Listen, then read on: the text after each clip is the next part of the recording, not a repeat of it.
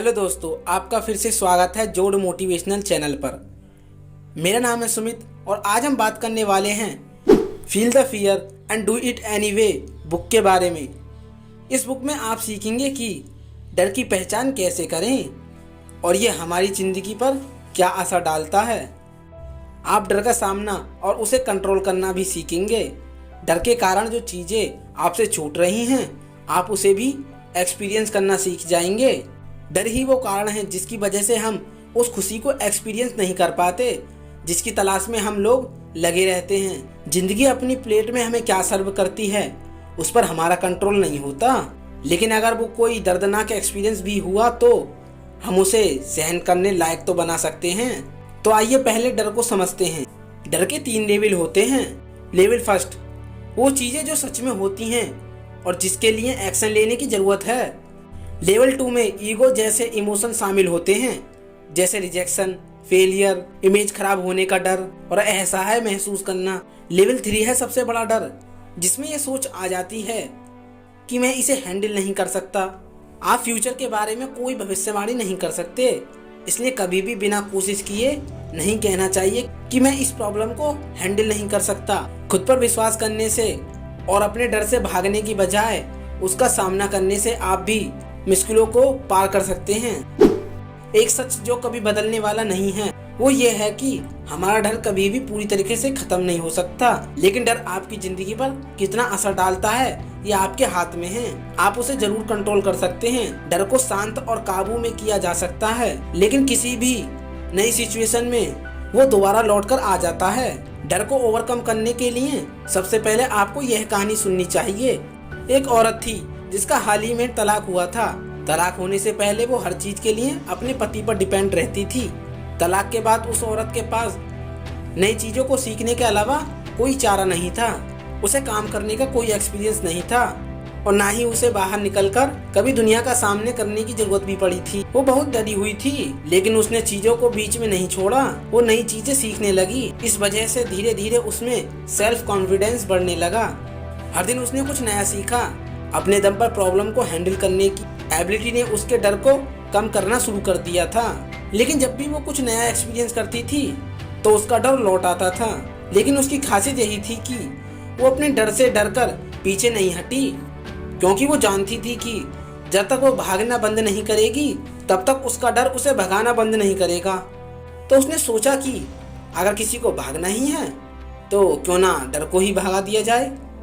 सच तो यह है कि हम सभी लाइफ के किसी न किसी मोड़ पर डर को जरूर महसूस करते हैं। चाहे आप कोई भी हो, अपने डर को स्वीकार कर आप उसे हरा सकते हैं। लाइफ में रिस्क लेना आपको और भी ज्यादा पावरफुल बनाता है। हम सबके अंदर पावर होती है और किसी भी सिचुएशन में जब हम डरे हुए हो तो हम खुद को कॉन्फिडेंस दिलाने के लिए उस पावर का यूज कर सकते हैं। पावर का मतलब लोगों पर रौब जमाना नहीं होता। हम जिस पावर की बात कर रहे हैं वो आपकी खुशी को कंट्रोल करने की एबिलिटी है। वो आपकी खुशी को कंट्रोल करने की एबिलिटी और आप जिस तरह अपनी लाइफ जीते हैं उस बारे में है। हमें से कई लोग बड़ा होना ही नहीं चाहते। अपने एक्शन के लिए वो हमेशा दूसरों को दोष देने लगते हैं।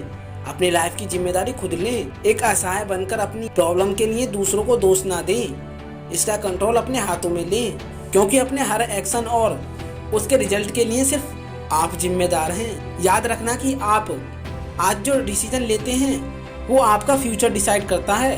ये थॉट आपके मन को नेगेटिविटी से भरकर आपको खुद पर डाउट करने के लिए मजबूर करते हैं। इस बात को समझने के लिए आपको यह कहानी जरूर सुननी चाहिए। एडवर्ड एक ऐसा अमीर आदमी था जिसके पास दुनिया की हर चीज थी, लेकिन फिर भी वह चिंता में डूबा रहता था। वो इतना परेशान रहने लगा कि लोगों ने उसे डॉक्टर से मिलने की सलाह दी, लेकिन एडवर्ड ने डॉक्टर के पास जाने से इनकार कर दिया। उसका कहना था कि उसे नहीं बल्कि बाकी सब लोगों को डॉक्टर के पास जाना चाहिए। वह सदैव शिकायत करता, काश मेरी वाइफ मुझे ज्यादा समझ पाती, काश मेरे बॉस मुझ पर डिपेंड ना होते। ये चीजें बिल्कुल नॉर्मल होती हैं। एडवर्ड को यकीन था कि उसे किसी की भी मदद की जरूरत नहीं है। एडवर्ड एक ऐसे आदमी का परफेक्ट एग्जाम्पल है जो किसी भी चीज की जिम्मेदारी खुद नहीं लेते। वो दूसरों को दोष देकर खुद को बिल्कुल परफेक्ट मानते हैं। पोलियाना एक ऐसी बच्ची की कहानी है जो हर सिचुएशन के पॉजिटिव पहलू को देखने में विश्वास करती थी। पॉलिना प्रिंसिपल की शुरुआत इसी से हुई थी, लेकिन कुछ लोगों का कहना है कि हर सिचुएशन में पॉजिटिव रहना इम्पॉसिबल है। लेकिन पॉलियाना का मानना था कि किसी भी नेगेटिव सिचुएशन में से कुछ ना कुछ पॉजिटिव ढूंढना खुश रहने का एक तरीका है। जब आप अपने मन में चल रही नेगेटिव बातों को सुनना बंद कर देते हैं, तब आप उन्हें जीतने लगते हैं। आप में अपने डर को कंट्रोल करने की पावर आ जाती है। इस चैप्टर में आप सीखेंगे कि नेगेटिविटी को कैसे खत्म किया जाए। आपके मन में चल रही आवाजें आपको ऐसी सिचुएशन के बारे में सोचने पर मजबूर करती हैं जो असल में मौजूद होते ही नहीं। ये आपकी पावर को एक लिमिट में रोककर आपको डर से भर देते हैं। पॉजिटिव थॉट के साथ इन आवाज़ों से लड़ने की कोशिश करें। ऐसा करने से आप दोबारा अपना कंट्रोल हासिल कर सकते हैं।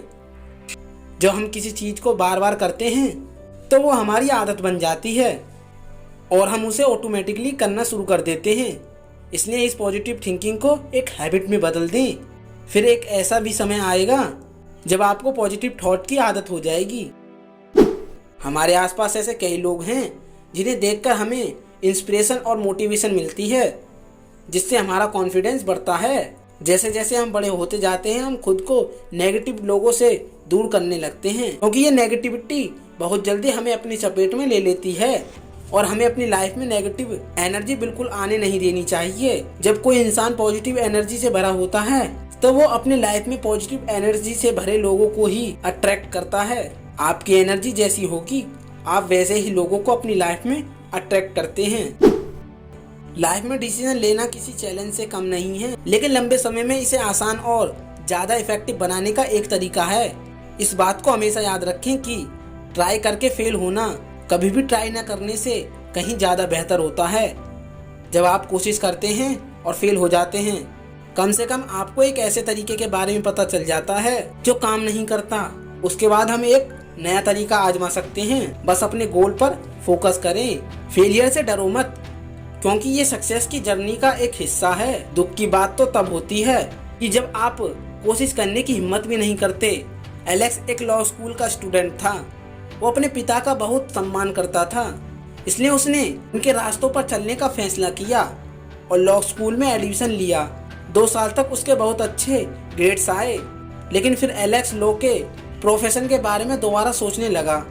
उसने महसूस किया कि वो हमेशा झगड़े के बीच में नहीं रहना चाहता, इसलिए उसने एक डॉक्टर बनने का फैसला किया। उसके पिता ने करियर बदलने के फैसले में उसका सपोर्ट किया, लेकिन उन्होंने एक शर्त भी रखी कि वो उसकी पढ़ाई का खर्चा नहीं उठाएंगे। इससे एलेक्स दोबारा सोच में पड़ गया, लेकिन वो अपने फैसले पर डटा रहा। उसने लॉ स्कूल छोड़कर डॉक्टर के स्कूल में एडमिशन ले लिया। एलेक्स ने अपनी फीस भरने के लिए पार्ट टाइम काम करना शुरू किया। उसे पार्ट टाइम जॉब से अच्छी खासी कमाई होने लगी, जिससे उसने अपनी पढ़ाई कंप्लीट की। इस बात पर विश्वास बनाए रखें कि आप जो भी रास्ता चुनते हैं उसमें आने वाले किसी भी चैलेंज को आप हैंडल कर सकते हैं और आप अपना गोल अचीव करने में जरूर सक्सेसफुल होंगे। इस बुक में आपने सीखा कि कैसे डर हम पर हावी होकर हमें आगे बढ़ने से रोकता है, लेकिन सच तो ये भी है कि ये डर तो हमेशा यहाँ रहने वाला है। लेकिन अगर हमने इसे स्वीकार कर इसका सामना करना शुरू कर दिया तो हम इसे दूर कर सकते हैं। आपने ये भी जाना कि डर के 3 लेवल होते हैं। पहला लेवल उन चीजों के कारण होता है जो असल में हो रही हैं। दूसरा लेवल हमारे मन में मौजूद थॉट्स और फीलिंग की वजह से होता है। तीसरा लेवल सबसे बड़ा डर वो होता है जब हम खुद से कहते हैं कि मैं इसे हैंडल नहीं कर सकता। आपने ये भी समझा कि हम जब किसी नई सिचुएशन में होंगे तो हमें डर लगेगा, लेकिन अगर हम अपने कंफर्ट जोन से बाहर निकलते हैं, बहादुर बनने की कोशिश करते हैं और रिस्क लेते हैं तो हम इस डर को हरा सकते हैं।